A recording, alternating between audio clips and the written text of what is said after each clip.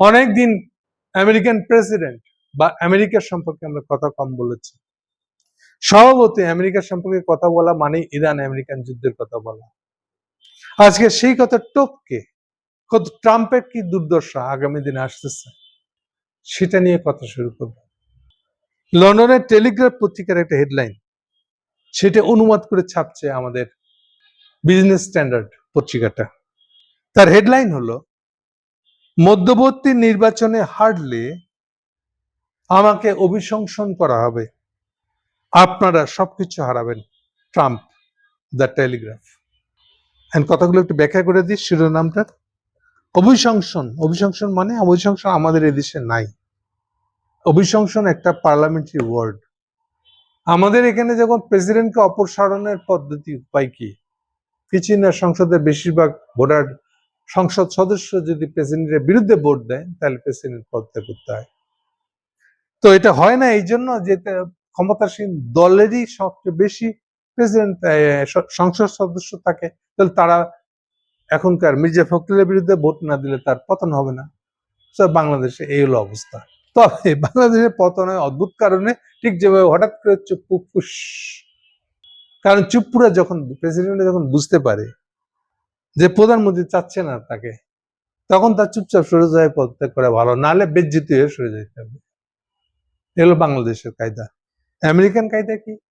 American কায়দা খুবই strong. খেয়াল রাখবেন, আমেরিকাতে প্রত্যেক বছর কোন দিন নির্বাচন হবে ওইটাও ঠিক করা থাকে।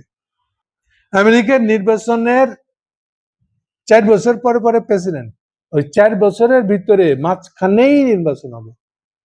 প্রত্যেক বছর 20 জানুয়ারি, প্রত্যেক 4 বছর পরে পরে 20 জানুয়ারি প্রেসিডেন্টের শপথ হবে, ফিক্সড।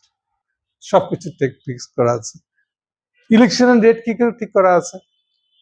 ইলেকশনের ডেট ঠিক করা আছে, যেমন ধরেন ট্রাম্প জিতেছিল 2024 হবে, ওদের ইলেকশন সবসময় হবে নভেম্বরে আবার কবে এটা বলার কায়দাটা ভারী মজার। নভেম্বরের বোধহয় ওরা থার্সডে বলে, মানে সপ্তাহের কোন একটা দিন ওটা ফিক্স করা থাকবে, ফার্স্টে এভাবে বলা থাকবে, প্রথম বৃহস্পতিবার এভাবে বলা আছে কনস্টিটিউশন। ওইটাই মানা হচ্ছে এখনো পর্যন্ত।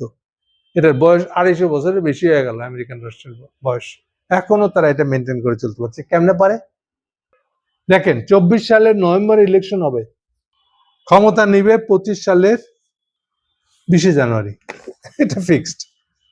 20 জানুয়ারি শপথ নেবে। এটা এই গত 250 বছর ধরে এই নিয়ম চলতেছে। ওই নভেম্বরে ইলেকশন হবে। কেন? সুবিধা কি? সুবিধা হলো এই জন্যই প্রেসিডেন্টের সাথে একই সাথে প্রেসিডেন্ট যে ক্যান্ডিডেট হবে তাকে বলা হবে যে আপনি একটা ভাইস প্রেসিডেন্ট চয়েস করে নিয়ে আসেন, এটা আপনার ইচ্ছা। কাকে? ভাইস প্রেসিডেন্ট সহ, মানে প্রেসিডেন্ট পদে দাঁড়াতে গেলে আপনার পছন্দের আরেকটা লোককে সাথে নিয়ে আপনি দাঁড়াবেন, যাকে আপনার সম্ভাব্য না, আপনি জিতলে সে ভাইস প্রেসিডেন্ট। ভাইস প্রেসিডেন্ট রাখার দরকার কি? রাখার দরকার হলো, যতদিন আপনি প্রেসিডেন্ট বেঁচে আছেন বা ক্ষমতায় আছেন, ততদিন ভাইস প্রেসিডেন্ট আপনার অধীনের আর একটা এক্সিকিউটিভ জানাবা। আপনি যা যা করেন সব ওকে জানা রাখবেন।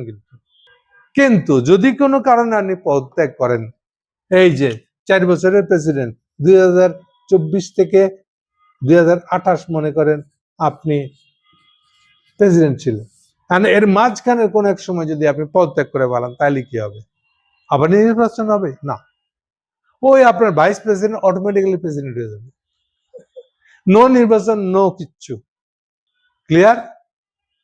এই ভাইস প্রেসিডেন্ট তখন 28 সাল পর্যন্ত চালাইব, চালানোর পরে ওই আবার 28 সালের নভেম্বর ওই আবার অ্যাজ ইউজুয়াল ভোট হবে। ফলে কি হইলো? ভোট সবসময় একই দিনে হবে। এখন আসেন, প্রেসিডেন্টকে সরানোর পদ্ধতিটা কি? এখানে একটা তো আছে, মরে গেলে কিছু করার নাই, কারণ ন্যাচারাল ডেথ, বা কেউ গুলি করে মেরে দিচ্ছে আপনাদের, ডেথ। মোট কথা, ডেথ হয়ে গেলে ভাইস প্রেসিডেন্ট প্রেসিডেন্ট হবে, হচ্ছে বাংলা কথা। আর একটাকে বলা অভিশংসন। অভিশংসনের বাংলা হলো, আপনি দোষী বলে প্রস্তাব আসছে সংসদে, এবং সংসদের 2 হাউসে এটা পাশ হয়ে গেছে, তারা মনে করছে আপনি এমন একটা খারাপ কাজ করছেন যে আপনাকে প্রেসিডেন্ট রাখা যাবে না। এই সিদ্ধান্তের পক্ষে যদি সিনেট এবং কংগ্রেস যদি আপনার বিরুদ্ধে ভোট দেয়, আপনি গেছেন শেষ। এটাকে ওরা বলে আপনি একটা অবৈধ কাজ করছেন। এই যে আপনি ইরানে হামলা করতে গেছিলেন গোপনে, এটা লুকাইছেন।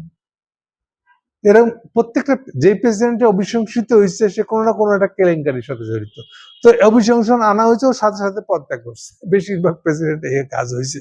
নাহলে অভিশংসন হয়ে ছেড়ে চলে গেলে ক্লিনটনের সমস্যা, তাকে তো প্রায় অভিশংসন করে ফেলায়, ওই তার এক মেয়ে স্টাফের সাথে শুয়েছে। এগুলো হলো অভিশংসনের ইস্যু। অভিশংসন মানে আপনার বিরুদ্ধে প্রস্তাব এসছে আপনাকে যেন প্রেসিডেন্ট আর না রাখা হয়, এ হচ্ছে অভিশংসন। ট্রাম্প বলতেছে আমার বিরুদ্ধে অভিশংসন আসবে কেন? কারণ আপনি ইরানের সাথে যুদ্ধ লাগাইছেন। তো যুদ্ধ তো করতেই পারে রাষ্ট্র। আপনি যুদ্ধ লাগায় দেশের অর্থনৈতিক অবস্থা খারাপ করছেন।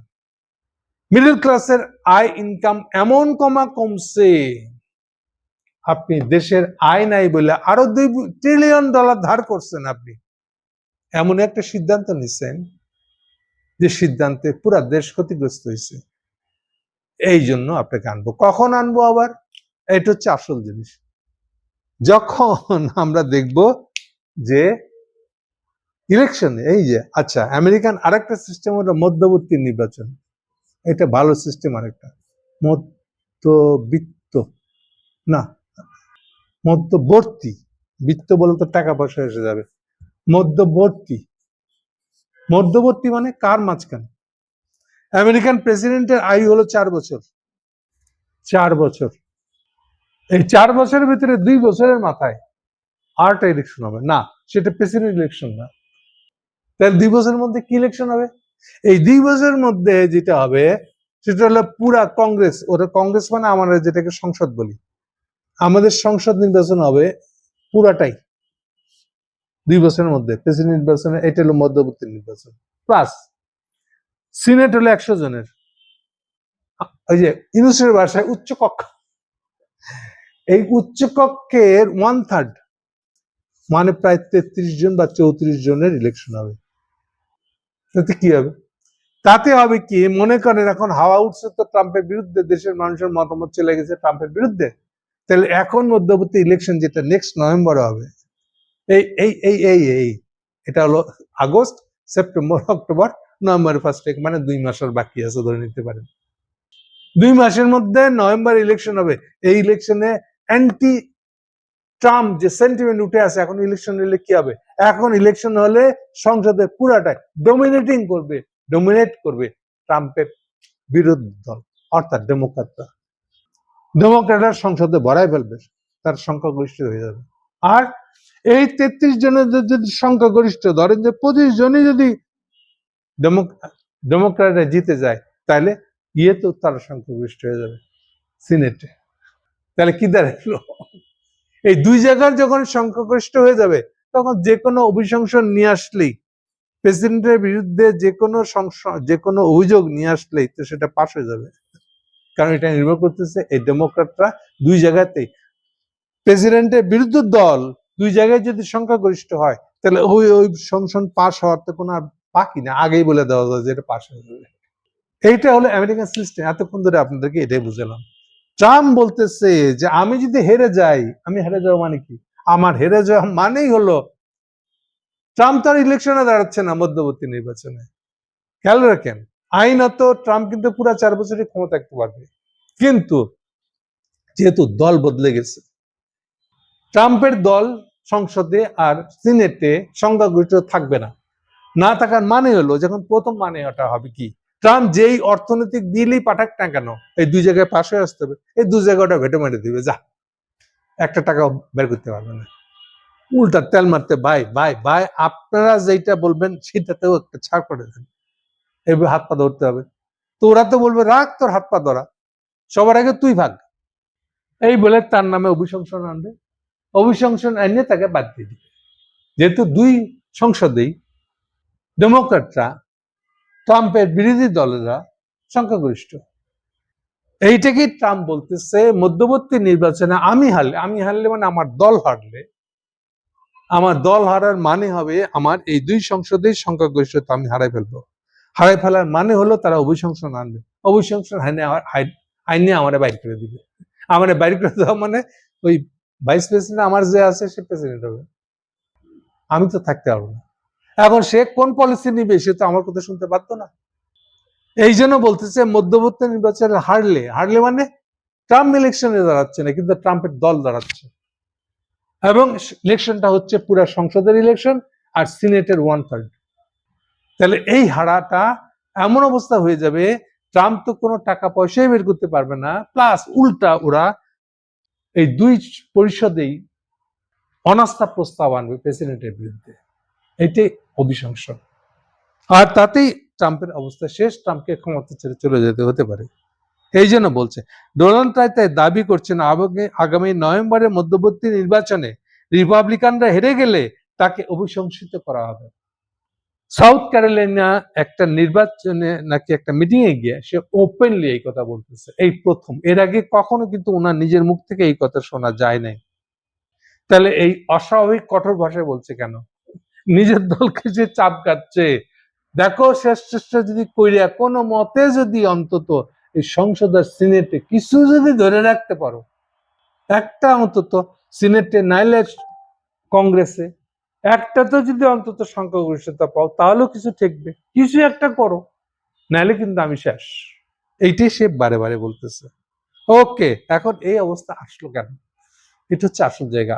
বেশি লম্বা করব না, লম্বা করার সময় নেই এখন। মূল কারণ বলে শেষ করবো। এটা গেল এই ইন্টারনাল আমেরিকার ভিতরের ফ্রন্টের কথা বললাম, ট্রাম্পের কি দুর্দশা এখন। ওকে, এই নেতানিয়াহুর পাল্লায় পড়ে, এই ইহুদি জায়নিস্টের পাল্লায় পড়ে জামায়াত হাত ধরে তাদেরকে ডেকে নিয়ে গেছিল ইরানের বিরুদ্ধে। এখন ছেড়ে দে মা, কেঁদে পাচ্ছি, বিকজ এটা অ্যাকচুয়ালি তো গ্লোবাল ওয়ার। অ্যাকচুয়ালি এইটাই তো চীনের সাথে আমেরিকান যুদ্ধ, প্রক্সি যুদ্ধ। বলেছি আমি আপনাদেরকে যে এই যুগে কোনো সরাসরি যুদ্ধ হবে না, যে এই দুটা দেশের হাতেই পারমাণবিক বোমা আছে। যুদ্ধ হবে প্রক্সি, মানে আরেকজনের হয়ে। চীন, আমি বলেছিলাম যুদ্ধের শুরুর দিনে ফেব্রুয়ারি 28 তারিখে শুরু হয়েছিল যুদ্ধ, এক সপ্তাহের ভিতরে আমি বলেছিলাম যে চীন কোনোভাবেই ইরানকে হারতে দিবে না। দেখেন আমার কথা মনে করে দেখেন কেন বলেছিলাম। কারণ এইটা তো আসলেই চীনের সাথে আমেরিকানদের যুদ্ধ, এবং চীন আমেরিকাকে পরাস্ত করবে এভাবে, এবং পরাস্ত করলে তার গ্লোবাল লিডার হওয়ার সময় শেষ বাধাটা কেটে যাবে। ফলে সে এটা করবে, এবং ঠিক তাই ঘটছে, সেদিকেই যাচ্ছে। দেখেন এই সর্বশেষ রাডার সহ যা টেকনোলজি চীন আবিষ্কার করছে, সব এ পথে সে পথে ঘুরে ইরানকে দিয়ে দিচ্ছে। ইরান যুদ্ধে টিকে আছে কি এমনি? কত ধরনের চাপ দেখেন, তেল বেচতে দেবো না, না খায় মারবো, কোনো অসুবিধা নাই, আর এক পথ দিয়ে সে তেল কেনার ব্যবস্থা করছে। চায়নার নিজের তেল কিনতেছে রাশিয়ার কাছ থেকে, ইরানের কাছ থেকেও কিনতেছে, পাকিস্তান হয়ে তেল যাচ্ছে। ইরানের টাকা পয়সা দরকার, যা কিছু দরকার, ইরানকে হারতে দেওয়া যাবে না। এ হচ্ছে চীনের পলিসি। তাছাড়া ট্রাম্প এটার পিছনে খরচ করে করে এই যে $40 বিলিয়ন ট্রিলিয়ন ডলার বানা হয়েছে, দেশের লোক কাছে জবাব দিতে করতেছে। সে ভাবছিল যে ট্যাক্স ধরলে চীনকে বিপদে ফেলানো যায়, উল্টা হয়েছে। ট্যাক্স ধরার কারণে গরিব মানুষকে, ওই যে বললাম যে আমাদের ফ্রিজ, এসি, এই ধরনের জিনিসপত্রগুলো সব চীন থেকে আসে। এগুলো ভরসাযোগ্য, আয়ু 10 বছরের, আরামে চলে, সস্তায় নষ্ট হয় না, আবার দামও খুব বেশি না। এই জন্য আমেরিকান মধ্যবিত্তের কাছে সবচেয়ে প্রয়োজনীয় জিনিস হচ্ছে চীনের এই ধরনের অ্যাপ্লায়েন্স গুলো। এখন ট্যাক্স ধরলে পরে তাহলে এই ট্যাক্সটা, টাকাটা কার পক্ষ থেকে যাবে? মিডল ক্লাসের পক্ষ থেকে যাবে। তাহলে ট্যাক্স ধরলো চীনের উপরে, ক্ষতিগ্রস্ত হলো তার দেশের নাগরিক। হয়েছে, এবার বোঝা গেছে কেন ট্রাম্পের পপুলারিটি কমে যাচ্ছে। তাহলে চীনের উপরে যত ট্যাক্স ধরছে, বাংলাদেশের উপর ট্যাক্স ধরছে, তার লাভ কি হবে? আমাদের উপর ট্যাক্স ধরলে তার গার্মেন্টসের দাম বেড়ে যাবে। গার্মেন্টসের দাম বেড়ে গেলে বেশি টাকা দিয়ে একটা শার্ট কিনতে হবে কাকে? এই গরিব মানুষটাকে। তাহলে ট্যাক্স ধরাটা ট্রাম্পের পক্ষে যায়নি, কিন্তু গোয়ার ওকে বুঝাবে কে?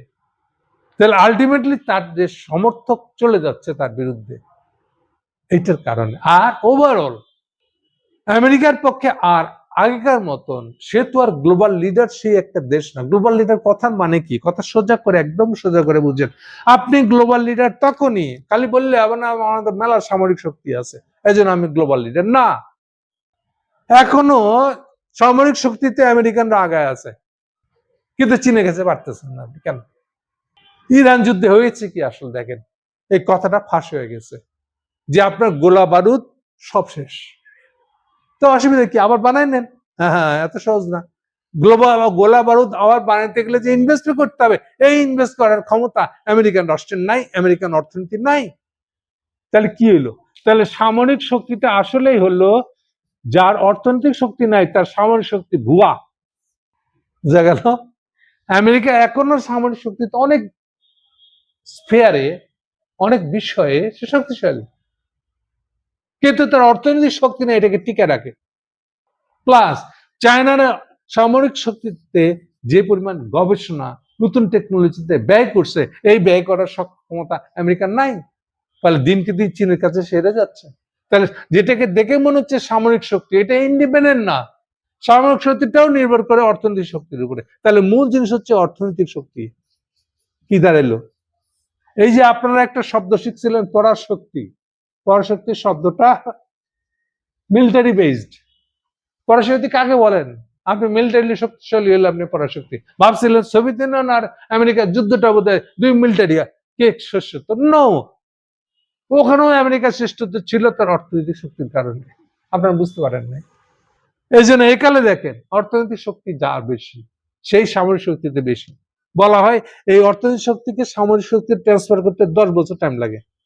10 বছরের মধ্যে আপনি আমেরিকার সমান তার ছাড়াই চলে যাবেন। কারণ এই যে দেখেন, ইভেন 5G টেকনোলজি মোবাইলে নিয়ে আসছেন, কে আনছে? চাইনিজরা আনছে। আমেরিকা পারে নাই কেন? ওই টেকনোলজিতে ব্যয় করতে হবে না, আমরা টেস্ট করতে হবে না, গবেষণা করতে হবে না। আছে ওই ব্যবসায়ী নেই, ওই রিস্ক নিতে চায় না। ফলে সব টেকনোলজির মাত বড়ি হয়ে যাচ্ছে চায়না। এই যে মাটির নিচে যে রেয়ার আর্থ বলা হচ্ছে, যেগুলা দিয়ে চিপ বানানো হচ্ছে, চিপ না থাকলে আপনার মোবাইল টাইপের যে কোনো কিছু বানানো যাবে না। ছোট্ট জায়গার মধ্যে যে জিনিসটা ইলেকট্রনিক্স, ইলেকট্রিক না, ইলেকট্রনিক্স সার্কিট বানাতে গেলে খুব ছোট্ট জায়গায় বানাতে হয়। এই ইলেকট্রনিক সার্কিট গরম হয়ে যায়, গরমটা ঠেকাতে গেলে যেই মেটেরিয়াল দিয়ে ওটা বানাইতে হয় ওইটাই হলো রেয়ার আর্থ। রেয়ার আর্থ মানে কম পাওয়া যায়, রেয়ার, দুষ্প্রাপ্য। রেয়ারের বাংলা হলো দুষ্প্রাপ্য। তাহলে এমন কিছু মেটেরিয়াল আছে যেটা তাপ সহই, মানে যেটা লোহা হলে তাপ হলে গরম হয়ে যাবে, গলে পড়ে যাবে। তাহলে এমন ধাতুর হইতে হবে যেটা 1000 ডিগ্রি টেম্পারেচার হয়ে গেছে কিন্তু একটু নট নড়চড়, নট কিচ্ছু, কোন টেম্পার্ড হয় নাই। তাহলে এই ধরনের ধাতু দিয়া ওই সার্কিটটা বানাইতে হবে। এবার বুঝছেন মূল জিনিসটা কোথায়? তাহলে তাপ সহ, তাপ সইতে পারে এরকম ধাতু হতে হবে। এটাই রেয়ার আর্থ। এই রেয়ার আর্থ টেকনোলজিতে এটা এক্সট্রাক্ট করার ক্ষেত্রে, মানে মাটির নিচ থেকে আকরিকটা পাওয়ার পরে ওইটাকে ওই ধাতু বের করার যে টেকনোলজি, এটা তো ওস্তাদ হলো চায়না। এবার বুঝতে পারতেছে সব টেকনোলজিতে অগ্রসর হয়ে যাচ্ছে চায়না। আপনি পারতেছেন না কেন? তাহলে আপনি কি করে গ্লোবাল নেতা থাকবেন? অনেক বড় হয়ে গেছে। লাস্ট কথাটা বলে শেষ করে দিই। তার মানে মূল জিনিসটা হলো অর্থনৈতিক শক্তি। কিন্তু তাও এখন আসল কথাটা বলে এটাই বলে শেষ করব। অর্থনৈতিক শক্তি মানে আপনাকে সবাই গ্লোবাল লিডার মানবে কেন? যখন আপনি যে কোনো দেশকে কম সুদের লোন দিতে পারেন। এই যে ভালো করে মনে রাখেন, আপনার অর্থনৈতিক শক্তি দুর্বল হলে উল্টা যদি আপনি বাজার থেকে টাকা ধার করে রাষ্ট্র চালান, এমন একটা রাষ্ট্র হন, তার মানে আপনার অর্থনৈতিক শক্তি না। আপনি মানুষকে ধার দিবেন কি? অন্য রাষ্ট্রকে ধার দিবেন কি? আপনি তো ধার নিতেছেন বাজার থেকে। তাহলে যেই রাষ্ট্র অন্য গরিব আমাদের মত দেশকে কম সুদে ঋণ দিতে পারে, এই হলো অর্থনৈতিক প্রভাব। এইটাই একটা গ্লোবাল হেজিমনিয়া, আধিপত্য আনবে তাকে। তাহলে চীন হলো সেই আধিপত্যের শক্তিটা এখন, গ্লোবাল হেজিমনি, কম সুদে ঋণ দিতে পারে, কারণ সে উঠতি একটা অর্থনীতি। এইখানে আমেরিকানরা হেরে গেছে। এই কথাটা কাউকে বুঝাতে পারছি না। সবাই ধরে নিচ্ছে আপনি ভাই, আপনি আপনার বাবা হইলাম চায়না, আপনি চায়না পছন্দ করেন। আরে বাবা, এটা আমার পার্সোনাল পছন্দ না। অর্থনৈতিক শক্তির দিক থেকে চাইনিজরা রাইজিং, এটা এখন গ্লোবাল লিডার। এই জন্য বলছি দেখেন, বাংলাদেশে গ্যাস তেলের সমস্যা হচ্ছে, টাকা ধার দিতে পারে একমাত্র চায়না। এখন আপনারা আমার কথা বুঝবেন না, আপনারা এখন ভারসাম্য মানাবেন। মাঝখান থেকে খলিল ইউনূস ঢুকে আছে, না না আমেরিকাকে দিতে হবে। আচ্ছা, এটাকে আমাদের পার্সোনাল চয়েস? আমার কাকে ভাল লাগে তার কাছ থেকে ধার আনতে বলবো, তার সাথে খাতির আলার সম্পর্ক রাখতে বলবো, এটাকে আমার পার্সোনাল চয়েস? শেষ কথা বলে শেষ করে দিই এক লাইনে, যদি বাংলাদেশকে বাঁচাতে চান কোনো দিকে না তাকায় স্ট্রেট একদম চাইনিজ সাথে সম্পর্ক করেন। যত দেরিতে করবেন ততই আপনি চাইনিজের কাছে যাবেন এক সময় ঠিকই, কিন্তু মনে করেন যে 100টা দেশ গেছে চাইনিজের ক্লোজ, তার লাস্ট বেঞ্চে স্থান হবে আপনার। এমন এক সময় যাবেন যখন যাওয়ার আগে দেখুন ওরে মা এত ভিড়, আপনাকে শোনেই না, কিন্তু সবাইকে যেতে হবে, কারণ চাইনারা গ্লোবাল লিডার হয়ে যাচ্ছে, এটা থেকে আপনি ঠেকাইতে পারছেন না। আর ওই 100 বছর, 100 না 10 বছর পরে যদি হয়, ওই 10 বছর আপনি বাঁচবেন তো? আপনি তো একটা বছর চালাতে পারবেন না বাংলাদেশ, একটা বছর কেন, এই সরকার পড়ে যাবে 3 মাসের মধ্যে, আমি বলে দিচ্ছি। 1.5 থেকে 3 মাসের মধ্যে এটা চরমতম সংকটে যাবে। কাজে সময় থাকতে আগে ভাগে চীনের কাছে যান, উচ্চ শুধু হলেও ঋণ নিয়ে আসেন তেল গ্যাসের জন্য। শেষ কথা, থ্যাংক ইউ।